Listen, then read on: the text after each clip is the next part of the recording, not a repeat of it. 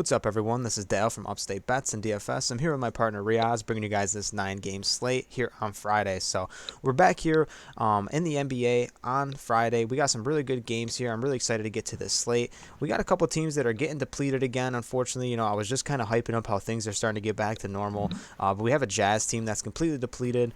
No Gobert, no Bogdanovich, even no Clarkson, no Mitchell. So we got some things going on. Some of the stars are still listed as questionable. We'll kind of see how things roll out as the night goes on. As always, you can look for some of the information like that on Twitter. We also offer a free Discord down in the description. You can hop in there. People are always chatting up, having really good conversations about lines throughout the night. So we do cover NFL on Sundays as well.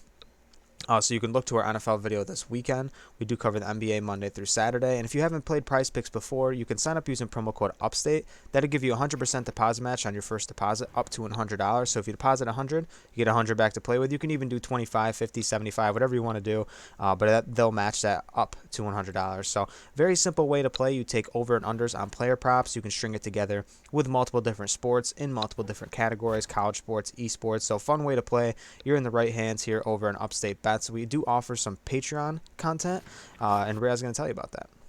Yeah, there's no better time to join than the beginning of the month. We cover pretty much every single slate there on our Patreon. You can find it at patreon.com/upstate.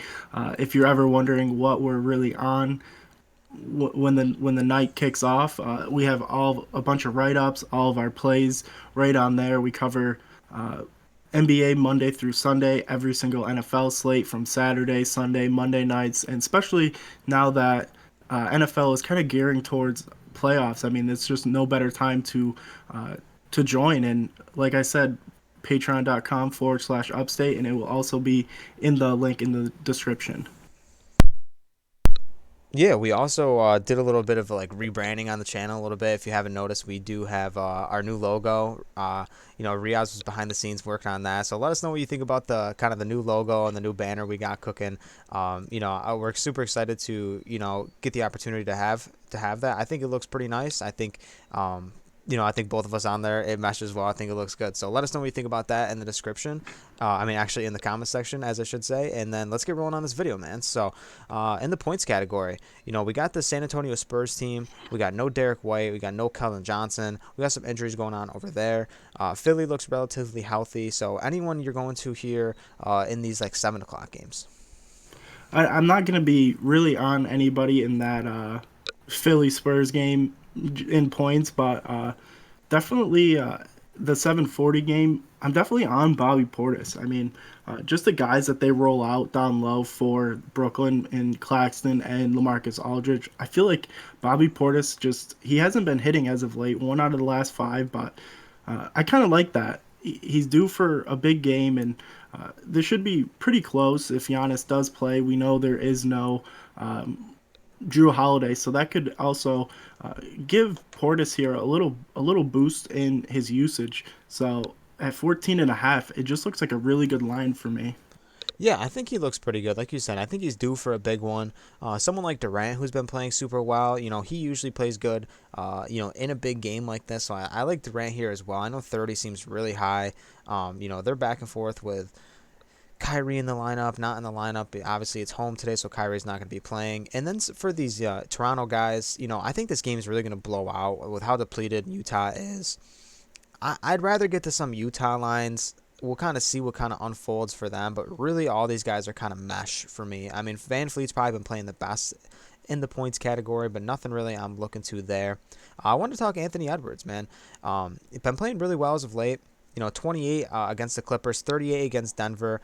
He did a I should say he put up a really good volume of shots last time they played OKC. They're playing each other, back-to-back games. They're not on a back-to-back nights, but back-to-back games. These guys are playing each other. Just squeaked us over this line with a free throw late in that game, but 10 3-pointers each of the last 2 games. I think he looks really good in this spot tonight. I think he can get things rolling, and I love the volume. Yeah, the volume is for sure there. We know guards just smash against OKC. They're a very undersized team, and just the way Edwards has been playing, it's tough to kind of lean off of him. And then I'm going to go down a little bit. I want to talk Kyle Kuzma. We have Spencer Dinwiddie back. I know a lot of people are going to be just kind of looking at hit rates here and gravitating towards Kyle Kuzma, thinking that he's at a really good discount. I mean, he definitely is still viable to hit this line. Don't get me wrong, because it's not like Dinwiddie goes out there and really gives you a lot of production in the scoring category. But then again, like I just have to see how this team meshes with him coming back. So Kuzma's not a guy I'm going to be looking to tonight.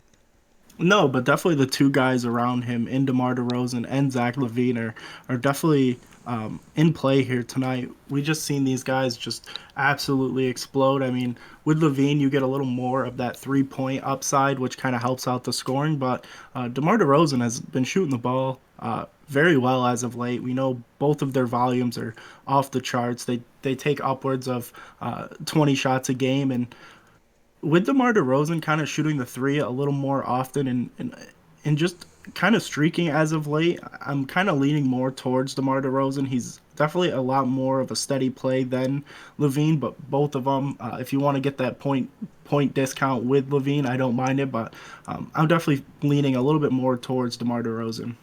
Yeah, I think he looks good. I think DeMar DeRozan is definitely the safest out of the two. I think Levine provides a little bit more, um, like huge scoring outbursts. Like he can go out there and give you like 7 to 8 threes in a night.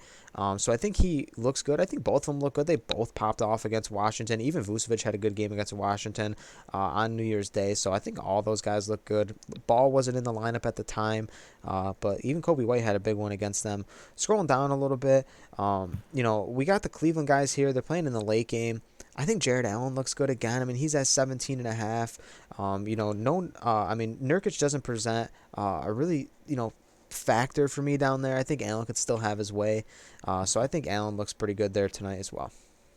Yeah, and even Garland, I mean, the fact that he's at 20 and a half is kind of off-putting, but 5 out of the last 5, 27 last game against Memphis, just playing really, really well as of late. And we know their guards. I mean, he's gonna play 30, 35 minutes every single night, and there's just a lot of less guys kind of moving in than having Marketing or Mobley with Kevin Love down there. So, and then a guy in the Lakers and uh, Atlanta game, Malik Monk, 16 and a half, back to back now, 20-point games, playing upwards of 40 minutes. I mean, he's just on a tear, and we know LeBron loves shooters around him. He loves looking for shooters. So if Malik Monk just continues to just have this scoring output, we're going to see him in the lineup probably for the rest of the season. And he's a really great player. He hasn't gotten the run that he really deserved coming out of college. So it's really nice to see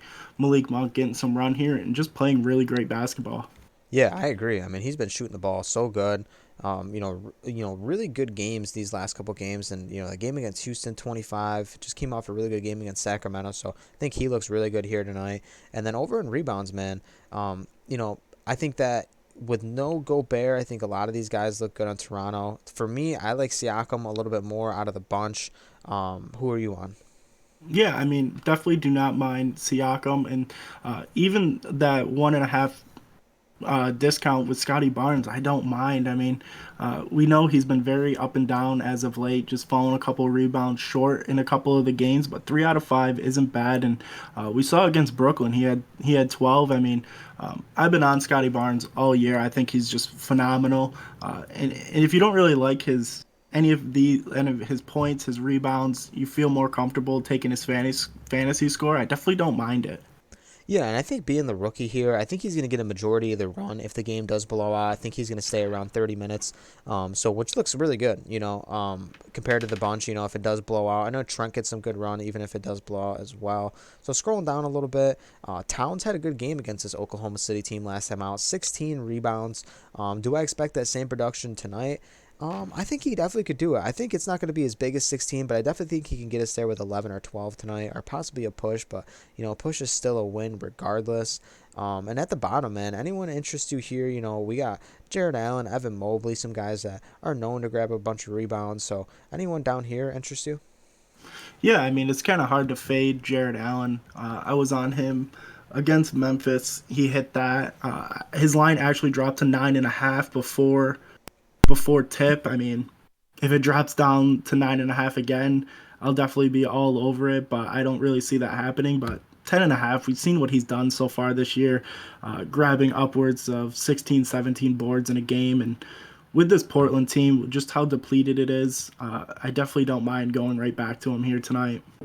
Yeah, and I don't mind going back to Jokic again tonight. 13.5 might seem high for some people.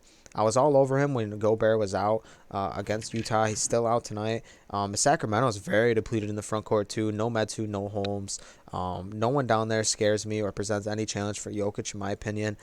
He was at like 9 rebounds in like the first quarter against Utah. So, yeah, definitely go out there and give you this production very early on in the game. He's not much of a guy that really deals with foul trouble much. I know it's always an option for him, but he usually stays relatively clean in terms of fouls, and I really like him at 13.5. I wouldn't be too scared about going to him. No, no one really matches up well with him on the Kings. They're going to probably roll out a bunch of guards with their front court just being so depleted. So definitely a great matchup for him tonight. And then over in assists, man, who are you liking here? Yeah, there's a couple guys that I got my eyes on. One guy that I'm definitely looking at is I lost. Hold on. Oh, is Bradley Beal at 6.5? Kind of back to reality with him. We were on him um, a little bit ago when he was sitting right around this line, but with Spencer Dinwiddie coming back, I think he's still going to get majority of the point guard role here tonight. They've been playing much better as he's been playing the point guard role, and for this team to really be a playoff contender, dare I say a championship team, Spencer Dinwiddie's got to do a little bit more on the scoring end here. So I think with Bradley Beal taking over majority of the ball handling here, just kind of opens up this team. They honestly, like I said, they look a lot better. And at 6.5, it just seems like a much better line than when he was hovering around 9, 8.5. I think 6.5 here is a great discount. Yeah, I think 6.5 does look good too. For someone like Spencer Dinwiddie, um, to come back in and play his role. I mean, I don't know. I think Bradley Beal looks really good tonight. I think he's still going to hold the ball majority of the time, and I think that's really it for me in the assist category. I mean, Jokic is a guy that can go out there and kind of give you a triple double, but he's been slacking in the assist category as of late. And then Halliburton is another guy too. He had a tremendous hit rate the last couple of games, and then he just goes back down, and has two against Atlanta. So I mean, Halliburton's a guy I know people are still going to be on because his line he's getting a really good discount. But I don't know if I have much interest there either. So anyone else here you want to go to? No. And then over in 3 pointers made, we just got some guys put on the board. The Cleveland guys only got one of them here, and then we have Covington in the late game too. So I've never been on Covington yet this season. I don't really have much interest going back to him at all. Garland, I'm never really on Garland for his threes, more like a points guy, but I love Zach LaVine here, 2.5. I think he's a guy, he suits a really good percentage from late December, creeping into early January now. He's been shooting a really good percentage from deep, and I think he looks just amazing here tonight against Washington. Yeah, I mean, they just played. He made 7 threes after going 0 for 3 against the Pacers. So 2.5. I'm glad his line didn't jump up to 3, even 3.5. But 2.5 is a great line for him, and he's really the only guy I really see taking in this category. And then over in fantasy score, man, I mean, there's a lot of guys here. Reoz talked Scotty Barnes at 33.5 already. I want to see what goes on with some of these Utah guys. Like I said, we're going to kind of wait for that to kind of open up. And then other than that, I mean, I'm going to have to really see a couple more lines come out, like I said, before I'm really going to gravitate towards one specific person here. I think Garland does look good. The last couple games, he's been playing really well. And then Simons is another guy. I mean, he's just been scoring the ball really good. I mean, he started off really slow in that Miami game. I think it was a matter of Kyle Lowry getting ejected in that game, which really helped us to get Simons there. But I think Simons looks pretty good as well. Yeah, 34.5. Just absolutely taking advantage of no Lillard, no McCollum. 44 against Miami, where we've seen many people struggle. Like Steph Curry's struggled. He only had 9 points against Miami, but the one guy I really want to take a look at here is actually it's an under, and that's Jalen Brunson, 39.5. You can't really look at his last 5 just because Porzingis has been in. Doncic came back, so 39 and a half, even with both those guys out, seems like a lot for him here tonight. We know Houston isn't the best team, but with just how when you have no Luka, no Porzingis, you really don't have much around you, and I just don't think his scoring output's going to help him get there, or I don't think he's going to rack up that many assists. We know he's not the best rebounder there is. He's a very undersized guard, and just how big Houston can play at times, I think that's just going to kind of give Brunson a lot of trouble here tonight. And 39 and a half is a lot of fantasy score for him here tonight. Yeah, no, totally agree. With those guys even out. I mean, Brunson's had some really good games with those two out. Don't get me wrong, but 39 definitely is high, like Reoz said, and I think that's it for me, man.